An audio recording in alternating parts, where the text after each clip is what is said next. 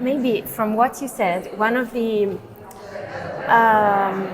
think one of the original scenes in some ways of Western culture is abstraction. We have created this whole world that is completely different from the real world, and the real world is made of complexity. Climate change has brought back that at once, and has brought back this picture, this complexity into our picture of the world.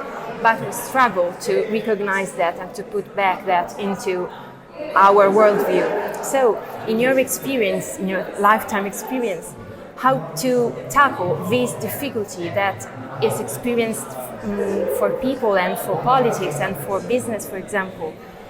And is it right, this is my sense, that young generations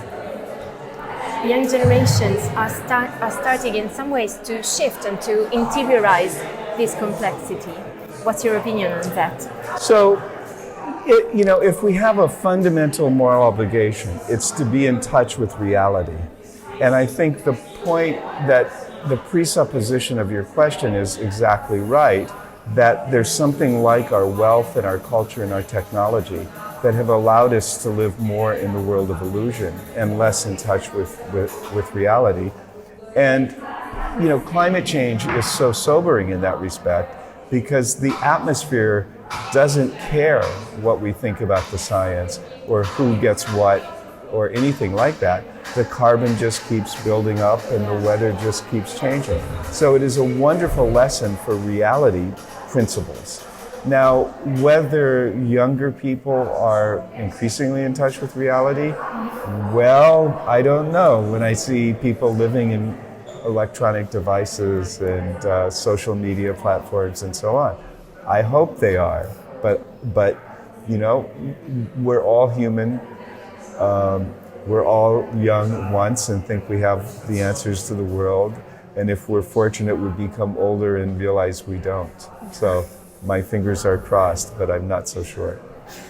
And a second question is, and in the more recent part of your research activity, it seems that you focus on the fact that the climate change is here and that we cannot stop it.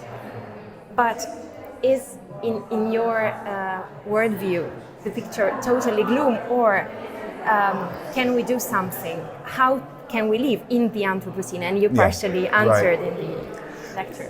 Right. So I think there's two answers to that question. So one is we really can try to moderate the change.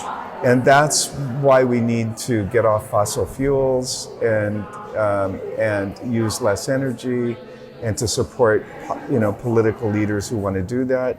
We have to eat less meat. We have to eat lower on the food chain. So we can make all those differences. And a 2-degree warming world is less bad than a 3-degree world. But every day of our lives, we are having a life. I gave the example of the Lenape Indians in Manhattan Island.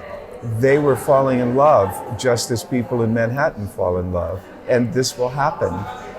People will love, they will hate, they will admire, they will do all those things that humans do in times of peace or war or dramatic change. And we will have some choices, like whether to have children, how many children to have. That really will affect 2 degrees or 3 degrees that are choices that other people didn't have.